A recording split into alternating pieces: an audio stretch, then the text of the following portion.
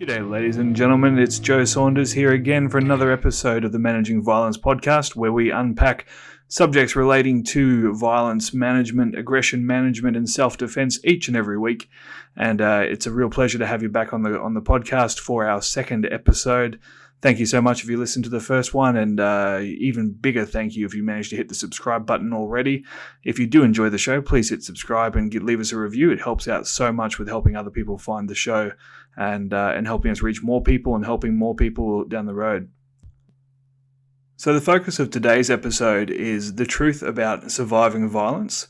What I'm aiming to do is to really unpack for you the skill sets and the attributes that seem to have the most importance, the most carryover to someone's ability to not only survive, but dare I say thrive in a violent and chaotic situation. And this information, it's interesting from an education or an academic perspective, but also if you're looking to train yourself or you're looking to improve your survivability, but you have limited time and you want to know what you need to focus your attention on, it makes sense in any skill set that you want to focus on what's going to give you the most bang for your buck. So as we go through these attributes, you'll see that there are some things that really give you a high return on investment, and other things that are going to take a lot longer and don't really have that much of a return. So hopefully we can use this information to direct your training and also to direct your skill acquisition and your studies, and at the same time make it interesting along the way. Now, without rehashing my entire introduction from the previous episode, I've been a student of martial arts since I was 4 years of age, which is 28 years now. So that's a decent chunk of time in the martial arts. But I didn't become a student of violence really until about 15 years ago. That happened when I took on a job as a bouncer in a nightclub and soon realised that all the years of martial arts I'd put in had prepared me very, very well for martial arts, but not very, very well for violence. So the realisation that I had a massive training gap that needed to be filled really lit a fire under me to explore violence and to understand it in all its realms and all its facets.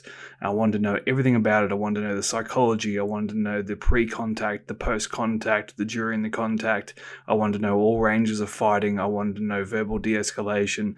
I wanted to know crisis communication. I wanted to know about predatory victim selection. I wanted to know everything, and that's really what has led me to where I am today is an absolute fascination and desire to understand every element of violence. So when we talk about the skill sets that are most important for surviving violence, I'm not going to give you a hierarchical ranking of, well, clinch fighting is more important than kicking and punching is more important than clinch fighting and the ability to fight on the ground is more important than blah. I'm not at all interested in what range of combat is the most common or the most necessary.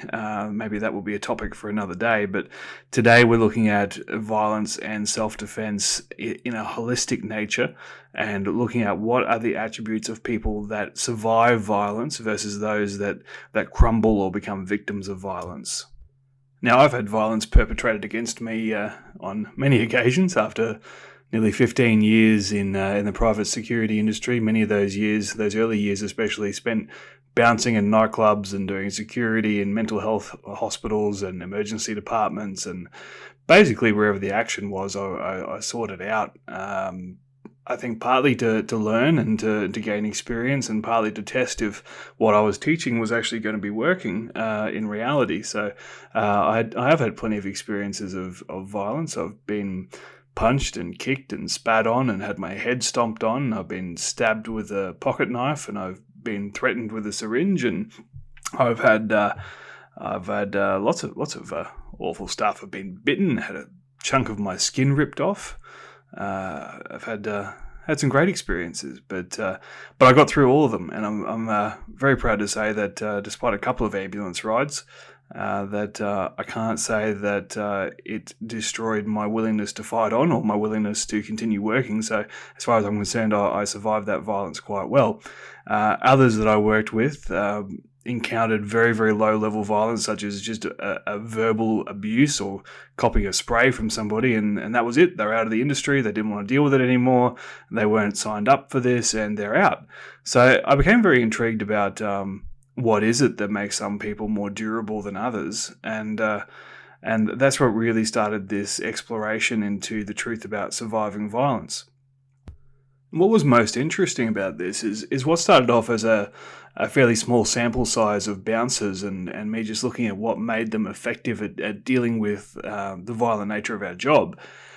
Really, once I started getting some hard data and some theories, those theories held up quite well when I started comparing them with my mates that were fighting overseas in the armed forces and various countries' militaries and seeing how the findings I was observing in pubs and clubs matched up quite well with what they had observed in real life and death combat. And then later on, I was able to compare also against information from people growing up in third world countries where violence, life and death violence, was a very common occurrence, and even survivors of long-term ongoing abuse. And what they found made the biggest difference in their ability to survive and to move on to the next day. So these findings that I'm about to relay to you do cross over into a variety of different contexts. It's not just about how you survive 15 years working in the private security industry in Australia. This is really what's important to help you survive violence generally. Now, if you head on over to my website at www.progressivedefense.com.au/pyramid, you will see a handy visual representation of what I'm about to talk about. So that URL was www.progressivedefense, defense with a C if you're an American listener, progressivedefense.com.au/pyramid. And what you'll see is a model that I created called the Violence Survival Pyramid. And what I was essentially trying to replicate was the old school food pyramid, which was the foods you should eat the most of and the foods you should eat the least of, etc., etc. And I've tried to replicate that with the skill sets or attributes for surviving violence. And that will give you a nice visual representation of what I'm about to talk about. So starting at the very top of the pyramid, we have what I think is the least useful or least important skill that you can develop that has the least carryover, the least benefit, the least bang for your buck when it comes to the ability to survive violence. And this one is a shocker to a lot of people who don't have much experience. Now, the absolute bottom of the food chain skill for you to develop is self-defense moves. Yes, that's right. Learning techniques is pretty much a useless endeavor. Oh, I think I just lost half my listeners. Look, we all love martial arts. We love practicing martial arts. I love learning cool tricks. I love learning cool moves. I could probably show you 2,000 different moves that are fun to do that I've never ever used in a real fight because I just love learning them, and I train for a bunch of other reasons that aren't all self-defense related, especially these days. So I don't want to alienate you by saying that what you learned is useless and pointless, but what I will say is if you took someone who was a blank slate, who had zero experience, and they wanted to learn how to defend themselves, probably the least effective thing you could do is go and teach them a bunch of self-defense moves. Now, what I find interesting about this is that if you put into YouTube self-defense, how many videos do you find that are anything other than a collection of moves?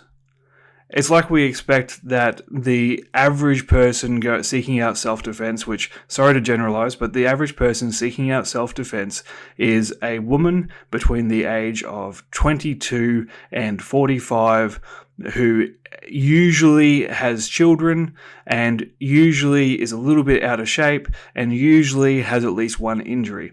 Now, we're expecting to take that woman who maybe hasn't done anything athletic for many years, who may or may not be very coordinated, who doesn't have a lot of time to invest or a lot of energy to invest, who probably has disrupted sleep cycles, who probably has an unhealthy diet, who has physical limitations, and she has probably some self-esteem nuances that we have to work around. And we expect that showing her how to escape a wrist grab, or showing her how to escape a strangle, or showing her how to kick someone in the shin really hard is what she needs to keep herself safe. And the reality is that's complete and utter crap. It just doesn't work.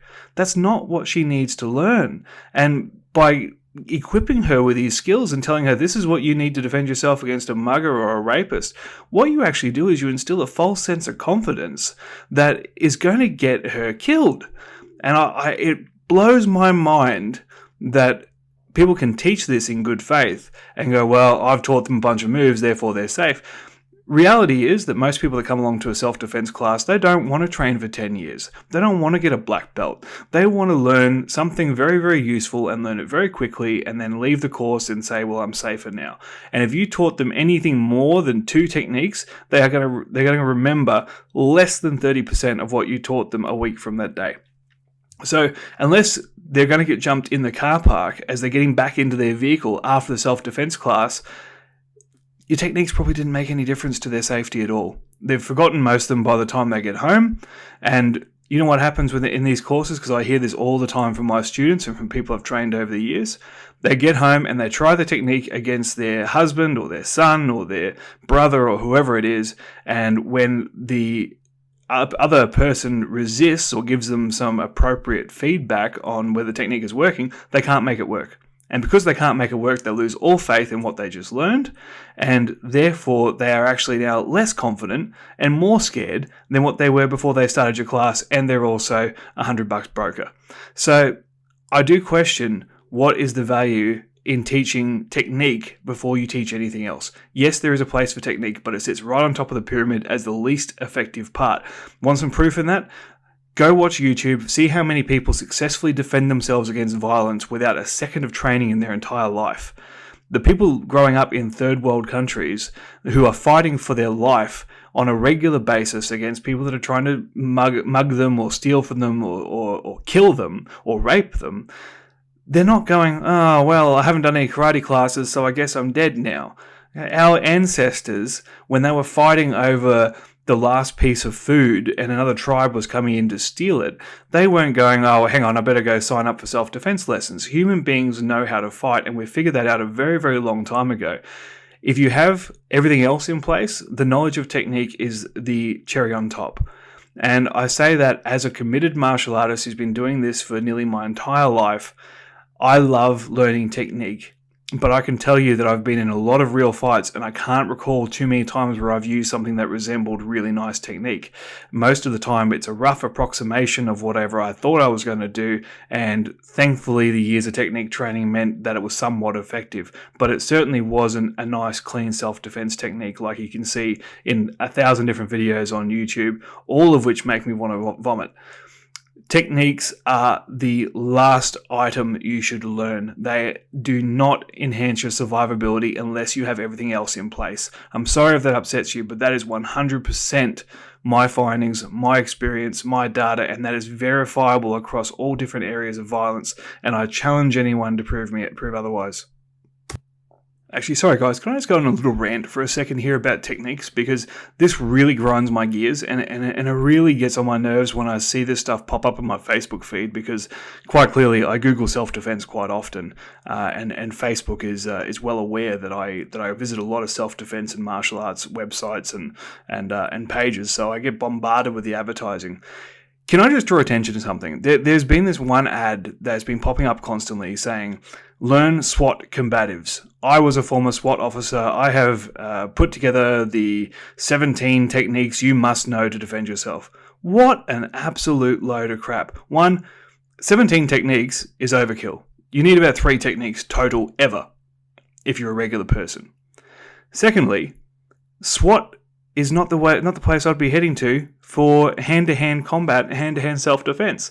The SWAT team gets called in with notice, with gear, with equipment, with guns, with numbers, with every advantage possible, because the SWAT team is not interested in a fair fight, nor should they be. The SWAT team wins via overwhelming force, by storming the place with smoke grenades and flashbangs and come in with superior numbers, and really by the time a SWAT officer gets hands-on with a subject, they've already given up. They're completely submissive. That's the time the SWAT officer puts handcuffs on. Before that, it's all guns.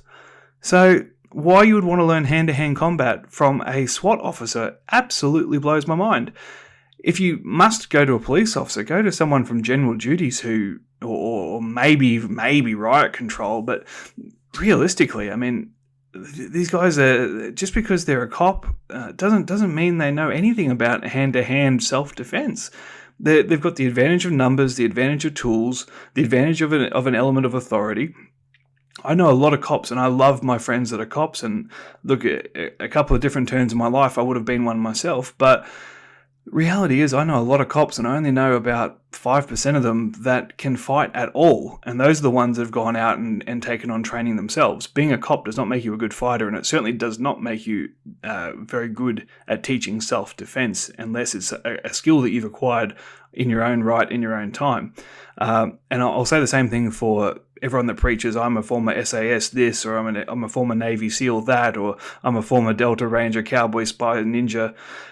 Guys, look at what they're actually teaching, because most of the military combative stuff that I've seen, and I've been exposed to a fair bit of it, it's the white belt syllabus from most martial arts, because the reality is that soldiers don't get much time to learn hand-to-hand combat. They've got a lot of other stuff they need to know. They've got a lot of weapon handling stuff that they need to know. And the priority list is very, very long, and hand-to-hand combat is right at the bottom. So just because someone was a soldier, even if they're in special forces, that doesn't necessarily mean they got a lot of hand-to-hand training. So please don't buy into that marketing crap that this SWAT team guy or this Navy SEAL guy knows all the secrets of combat. He probably knows just as much as anyone else who's done a couple of years of martial arts, but he's probably more aggressive and fitter, which leads us very nicely into the next point. Sorry about that, guys. I just had to get that out of my system a little bit. So the next point that we need to look at, so after technique, so it would be unfair to say that this is the second least effective or second least important. And to be honest, this next one is one that, as I've made several iterations of this pyramid over the last 7 or 8 years, it has bounced around between the number 2 and the number 3 spot, because I do think there's a lot of value in it, but I couldn't in good faith say that it was more important than the thing that comes next. So the second item down after technique is experience with violence. Now, this one, again, will rub some people the wrong way, who think that experience with violence is the be-all and end-all and will determine your survivability. And look, there is something to that. And with any stressful situation, the more exposure you've had to it, the better you'll be able to respond to it. The best analogy for that is learning how to drive. When I learned how to drive, I remember that first driving lesson was one of the most terrifying experiences of my life. But obviously, within a couple of months of practice, you're driving without too much concern, and then you get to a point in your life as an adult where you don't even think about driving; it just happens. And violence can be the same way.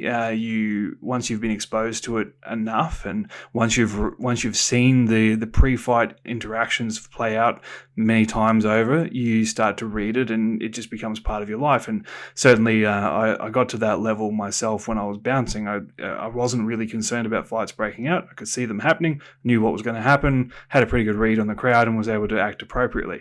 So experience with violence is a nice to have skill set or a nice to have attribute, but I don't think it's the be all end all. And the reason that I say that is that every person who has experience with violence first didn't have experience with violence and obviously survived long enough to then acquire that experience with violence. So lots and lots of people survive their very first brush with violence, as evidenced by the fact that they can tell their story about it. So it's not the most essential thing, but it can certainly help. And if we're looking at trained responses, exposure to violence becomes incredibly important then. So if you're looking at the training of police and law enforcement, the more exposure they have had to that specific threat, the better they're likely to perform when it's real. So we see with the recent attack in Burke Street in Melbourne, the officers hesitated, and a lot of people criticised the officers for hesitation and not shooting sooner and not having the weapons drawn and hesitating to pull the trigger. But there was a thousand different variables those officers had to control. There's members of the public running around. There's the risk of ricochet. There's a risk of missing. They've still felt at some stage they could have controlled the threat with baton strikes, even though that was proving ineffective. But the officers didn't have, or seemingly didn't have, a comfort level with escalating force past the point that they'd been trained to, and that caused a bit of hesitation. So obviously, the more exposure an officer has had to a particular threat, the more likely they are to handle that threat well when they face it in the real world. And that can be said for absolutely any stressful experience. The more times you've used a fire extinguisher to put out a fire, the less you're going to panic the next time you have to do it. But the first time can be a bit scary. So that said, look, exposure to violence, it's great to have, but I'm not going to encourage everyone to go get a night job as a bouncer or to start picking fights on the weekends or whatever it is, because reality is it's not a great way to live your life, unless you're doing it for other reasons. Someone once told me the best thing you can do to get experience with violence is to go play rugby. So I don't know, maybe that's a good hobby to learn to deal with aggression and violence. But look. Second down after technique is exposure and experience with violence. Good to have, but not essential. Moving on, third down the list. So we're now in the nitty gritty. This is the second top answer, or the second most important attribute for you to develop if you wish to increase your chances of surviving violence. And lo and behold, it has nothing specifically to do with violence, but everything to do with your survivability, and it is physical fitness. Oh dear, physical fitness, that's the one that involves heaps of work. Sure does. But physical fitness is incredibly important for managing stress in general. And I apologize to all the fat guys out there, myself included, and all the obese black belts out there that think they're going to handle themselves when they finally stumble across a real fight. Chances are you're not. So, look, getting your fitness in line is extremely important. If you don't have good cardiovascular fitness, you're just not going to be able to handle stress. Your heart rate is going to go through the roof. Your blood pressure is going to increase. By the time when your adrenaline hits your body and you're having a full-blown sympathetic nervous system activation, if you're not in good shape generally, you're going to feel like you've been hit by a bus. And you're not going to be able to move, and you're not going to be able to function. No matter how much experience you've got, no matter how many techniques you know, your body's going to give out on you because you're simply not healthy enough. And there's a very high chance you're going to end up having a heart attack or a stroke from the stress. So, look, please get your fitness in line. Even if we're not talking about general health, remember that surviving violence isn't always about fighting. And yeah, look, unless you are 100% confident in your ability to knock someone out in one punch, in which case you're probably delusional. But even if you can knock someone out with one punch, what are you going to do next? Is the fight over with one person, or do you need to keep fighting? Do you need to get away? Do you need to run? Do you need to climb a fence? If you can't do those things, then you are not keeping yourself safe from violence. What if you've got to carry somebody? What if you manage to defend yourself, but your spouse is on the ground unconscious, and you've got to get them to safety, and you've got to put that person over your shoulders and carry them or sprint with them? What if you've got to carry a child for a kilometre back to your vehicle at a public event? Are you able to do that? What if you just need to call 000 to get police or ambulance on site, and you can't breathe? And therefore you can't speak, and therefore you can't communicate with the emergency operator as well as you would like to. There's all these different things, guys, and self-defense and violence prevention and violence management and violence survival is so much more than the ability to fight. It's so many things, and there is literally nothing that being fitter will not make you better at. So, with that in mind, what sort of fitness is important? Well, a lot of us, especially the blokes, tend to go for physical strength. We just want to be stronger because we can hit harder, and makes us more difficult to grapple with, and makes us it gives us better grip strength for controlling people, and that's all well and good. But you need to make sure you're also got good cardio and good control of your body movement. So, look, if you can't run for like the standard we used to use was 2.4 Ks. If you can't run 2.4 Ks without stopping, then you need to work on your cardio. If you can't do 50 push-ups without stopping, you need to work on your upper body strength and bodily control, whether that's your core strength or your upper body strength, whatever it is that's holding you back. If you can't swim for 100 meters without stopping, then you've got other risk factors as well. What else is there? So even just your ability to climb and to swing your legs around things and to scale an obstacle, that's all bodily control stuff that you actually need to practice. And for most people, we haven't practiced that stuff since we're in primary school. So it might be time to get down to the monkey bars and just see how you go, because it's perishable skills. And even if you're in otherwise good shape, you may not be able to do that kind of stuff. So have a bit of a play with it. I think, to be honest, parkour is one of the absolute best workouts, most suitable to self-defense. So, and it looks like a bit of fun. I don't know. I'm 6'3" and 125 kilograms. So I don't know if parkour is ever going to be my particular calling, but if you're a smaller person, I reckon go for it. That looks like it'd be tremendous for self-defense and for surviving violence. So that's a big one, guys. Physical fitness is extremely important, both strength, cardio, flexibility, bodily control.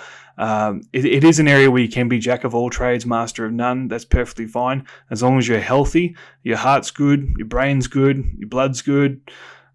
Look, you're in a better state than most people, and that means automatically that you are more capable of surviving a high-stress situation than someone who is not in good shape. And look, when I was working in the hospital system, we would regularly get unhealthy people in that had collapsed during moments of violence. So we'd get alcoholics and drug addicts, and these people that typically are not living healthy lives outside of their addictions. And they would get involved in a violent altercation because of the drugs or the alcohol or whatever, and they'd end up having heart problems, or they'd have a stroke just because their compounding health issues got in the way of their ability to manage the violence. So super important that you make sure that your physical fitness is up to speed. And I will say that if you have zero training, as in zero martial arts training, and you have zero exposure to violence, but you're in good shape, you're still going to be really difficult to deal with when it comes to violence. And I can back that up from the number of times I've had to restrain or fight with good athletes.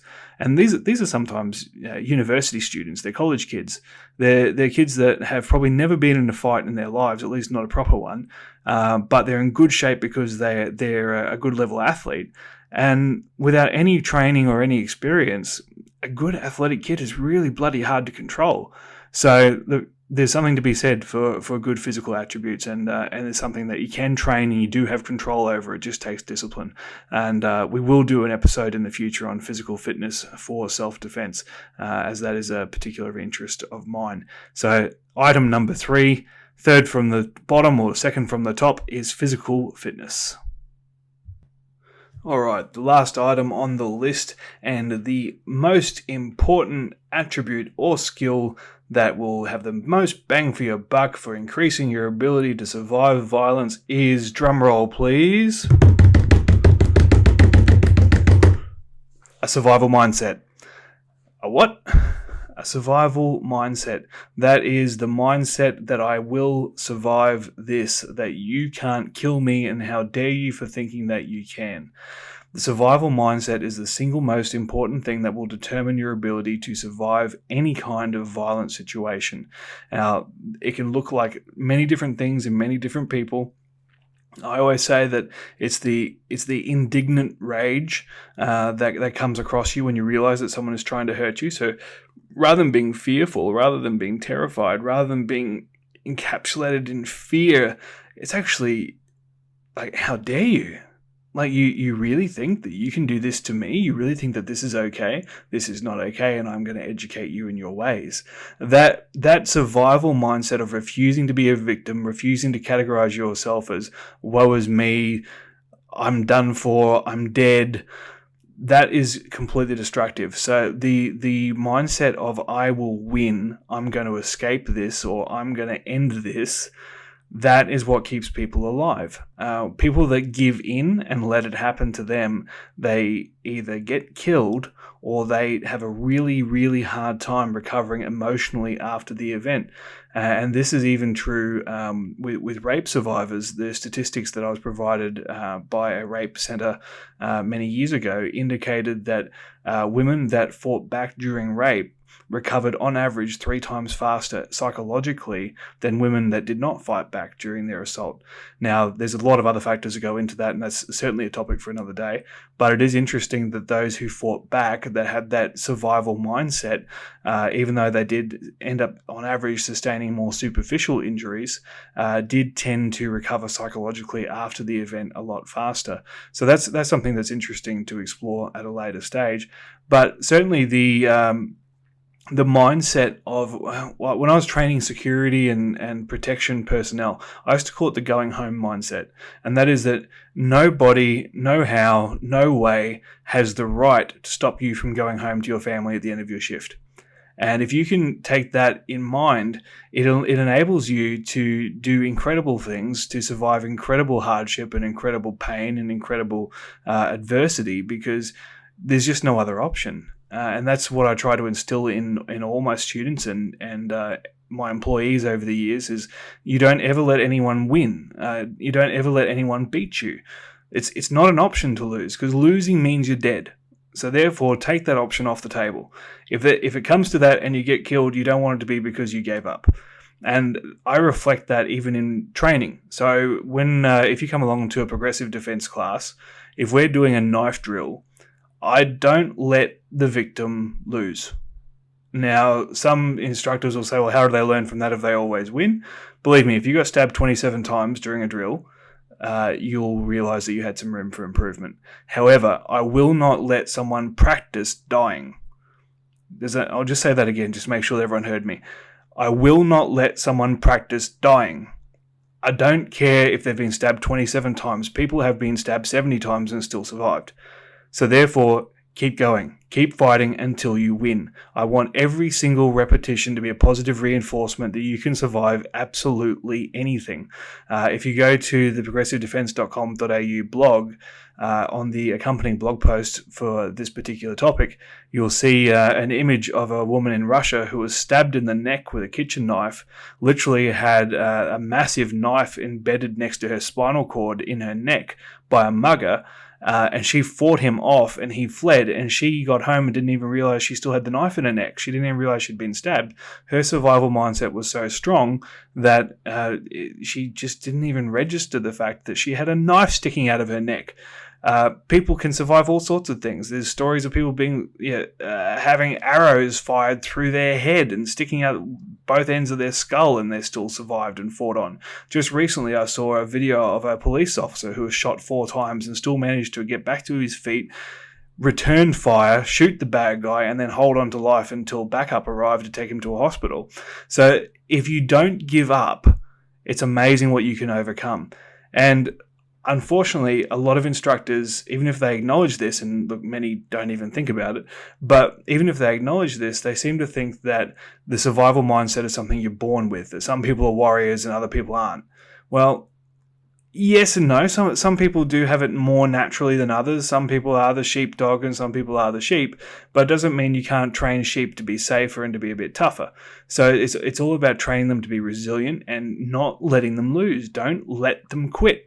Never let them quit. Quitting is never an option. I don't care whether it's a fitness drill or a knife drill or just eating healthy. Don't let someone quit, because quitting becomes a habit.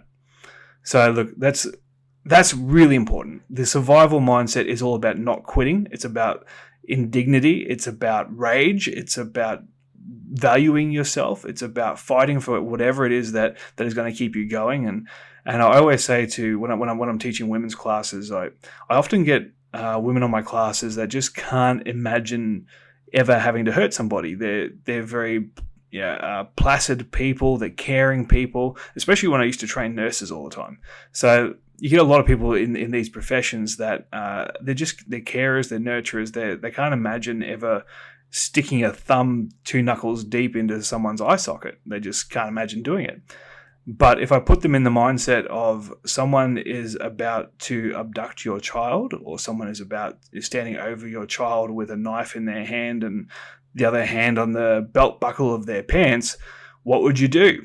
And it's amazing. These nurturing, caring women turn into feral cats, and they will claw the face off that bad guy without a second thought. So just remember that every time you protect yourself or you think about defending yourself, you're also defending your child's right to have a mother or your child's right to have a father, and everyone who loved you, their right to have you in their life. So if you can't find the willingness to defend yourself or to access that level of ferocity for yourself, do it for everyone that loves you and everyone that depends upon you and everyone whose quality of life will be impacted by not having you in it.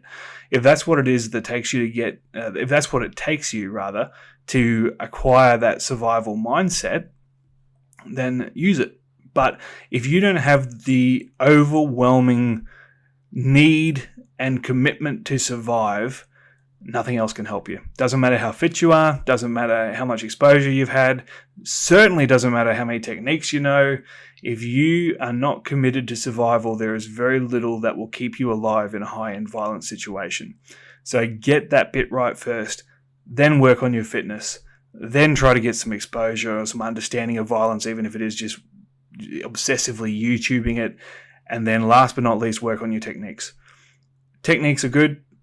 Sorry for my martial arts friends out there that are still a bit upset about that one, but it's an ongoing skill development process, so you can work on that over time. But first things first, guys, get your head straight, get your body fit, then you can work on your experience, then you can work on your techniques.